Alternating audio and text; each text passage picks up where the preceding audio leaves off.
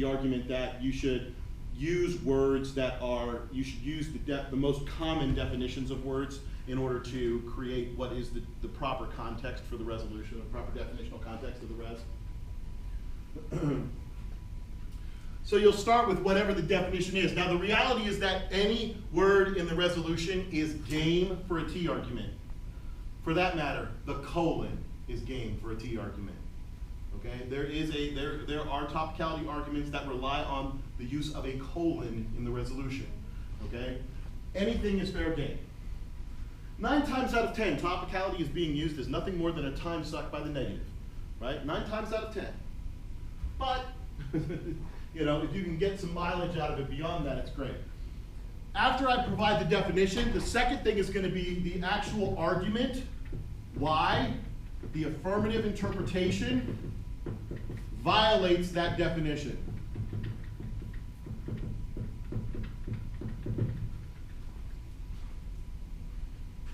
Right? Why does the affirmative interpretation violate that definition?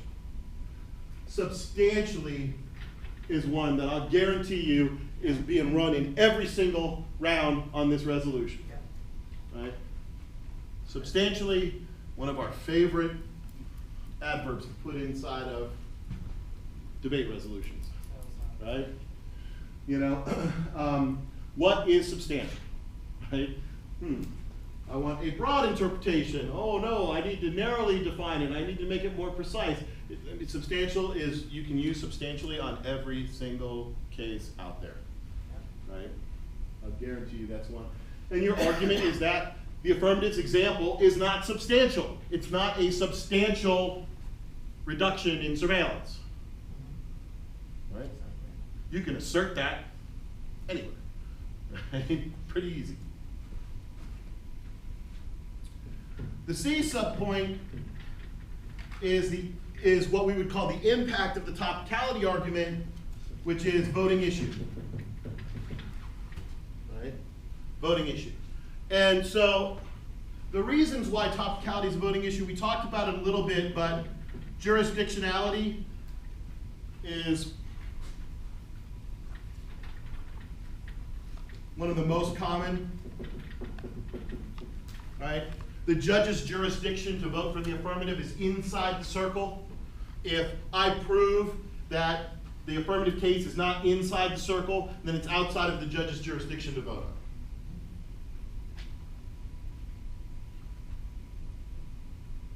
So in a nutshell, those are the components of a topicality argument.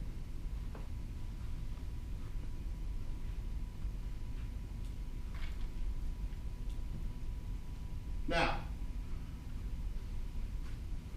answers to all of these too, right?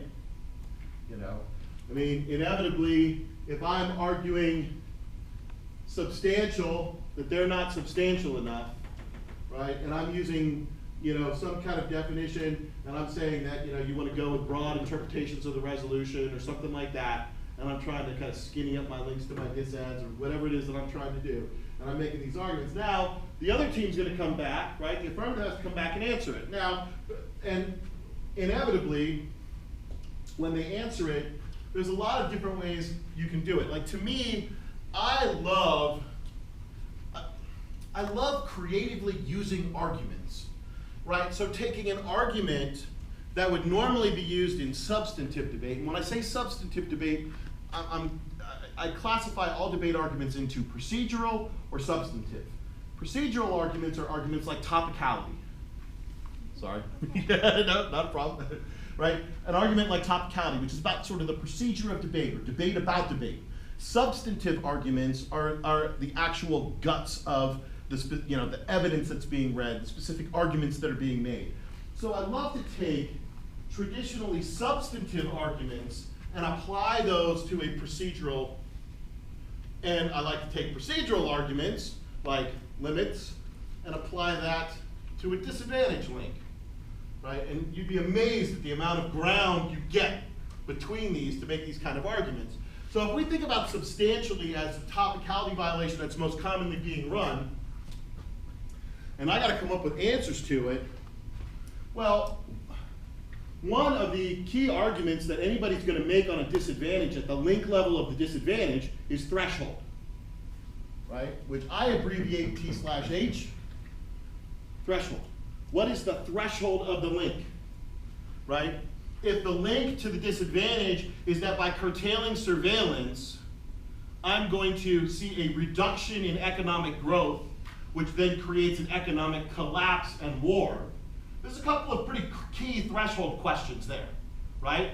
How much reduction in surveillance has to happen for me to see the reduction in economic growth? How much reduction in economic growth has to happen in order for me to see a war result from it, right? There's two different levels of link there. And I can be questioning, as in this case, I would be the affirmative answering the disadvantage, but I would be arguing, what is the top level link threshold, right?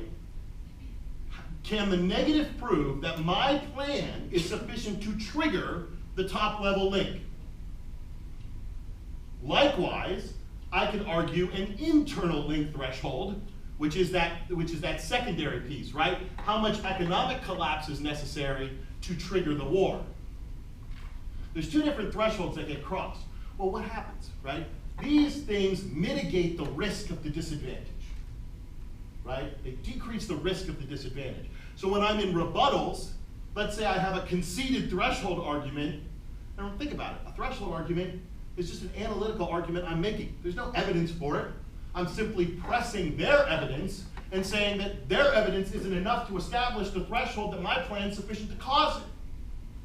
Now, I take that same kind of argument with substantially, right? What is the threshold of substantial, right? Their definition is, no matter what definition they're using, it's not going to have some kind of clean threshold of I can be this substantial and I'm resolutional, or this substantial and I'm not, right? And then the second argument under that is that that means that it's inherently subjective, right? Inherently, it's a subjective standard that would require the judge to just make a subjective determination of whether they believe it was substantial or not. Well, subjectivity is bad in debate. Even though every single argument we make is subjective, we want to pretend they're all objective, right? So I would want to reject anything that would be subjective. That's unfair. We want it to be all based on objective standards. Of course, the answer to that is everything is subjective in debate, and you just keep going on and on and on. This is inherently subjective.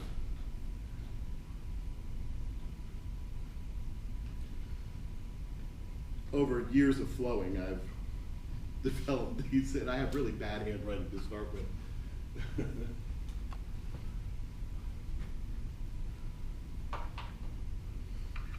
So, this is topicality in a nutshell, right? Normally I would probably spend 2 weeks on topicality. There's that much behind it. There are a lot of different variants of topicality, right? And so I'm going to introduce you. They're all structured kind of the same. It's the violation side of it that changes, right? But they're still going to use same kind of standards, same kind of voting issue, but it's the violation and the way they apply the argument that changes a little bit.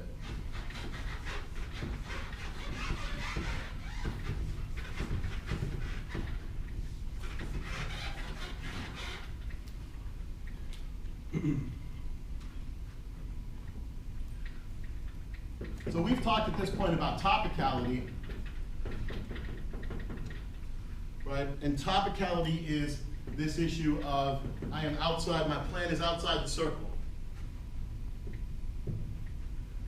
There is then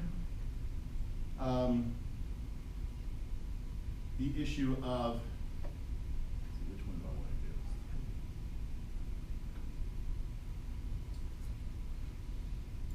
to do? Extra topicality. Trying to think of the visual ways to depict these different things. So extra topicality is the argument, and in this instance, the box is planned,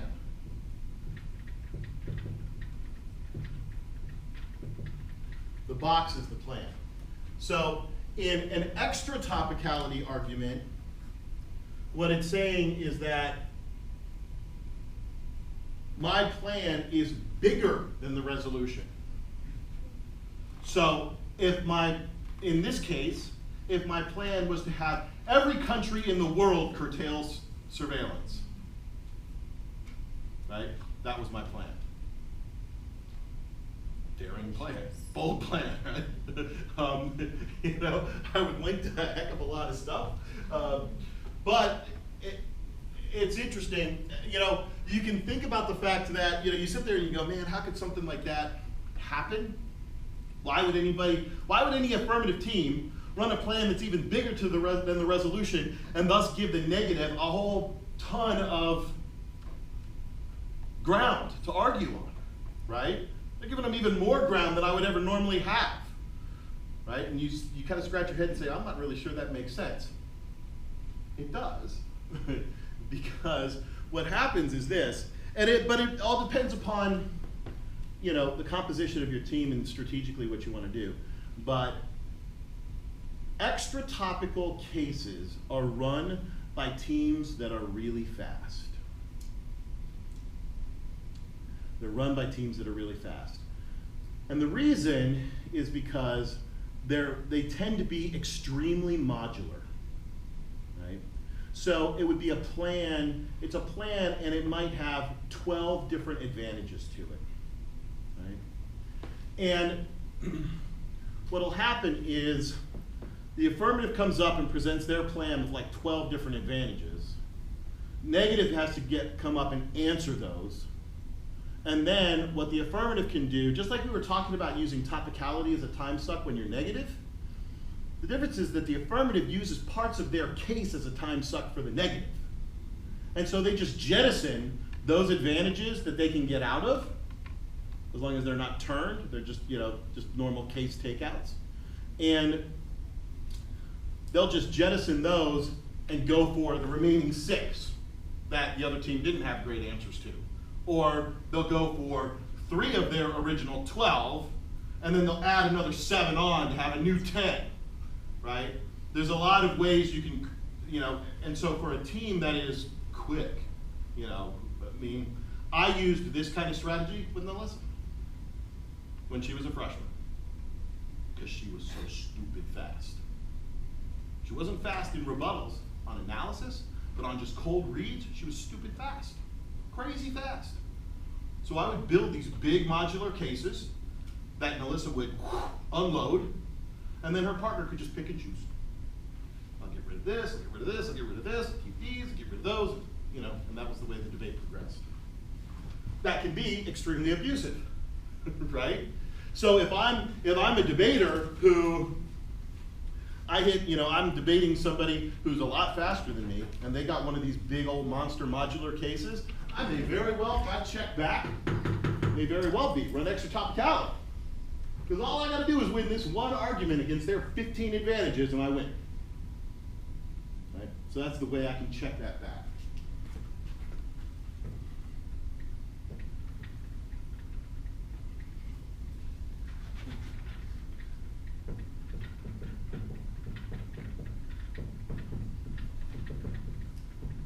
Effects topicality. Effects topicality is kind of interesting.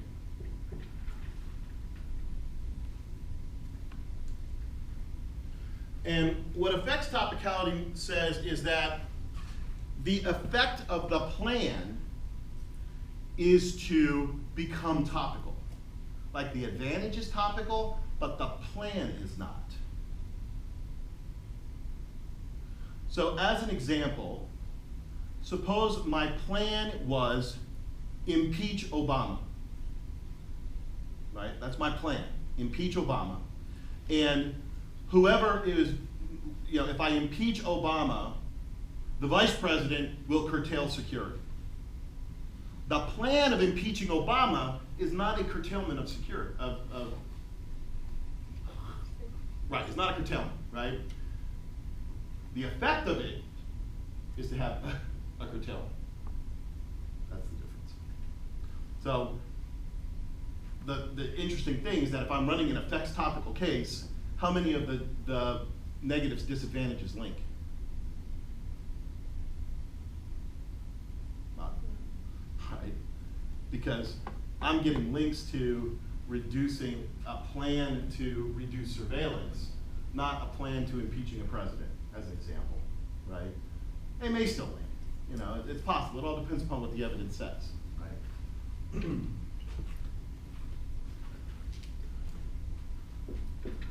The last one has several different names. We mentioned it briefly earlier. It would be subtopicality. And subtopicality is basically the complaint that the affirmative is an operational definition, right? This also will be called from time to time whole resolution, or hasty generalization.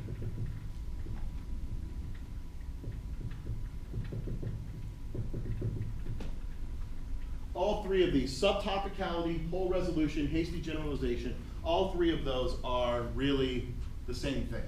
Just three different labels that we put on the same argument. You can argue that there are extremely subtle distinctions between them. Different debate scholars have written on different aspects of this. Whole resolution is an argument that's associated with Jeff Bile, who was the debate coach at Southern Illinois University. Hasty generalization is an argument that was created by Dave Berube, who he coached at a dozen different programs at least. But hasty generalization is kind of like hypothesis testing, right? It says the resolution is a hypothesis to be tested, and so you need a lot of different examples of it. True hasty general, I've seen over the course of my career, I've probably judged 5,000 debates. I've seen maybe 4 that were true hypo testing scenarios where the affirmative team got up and presented like 10 different plans, and then the negative team got up and presented 10 different counter plans, and then it just kind of exploded from there.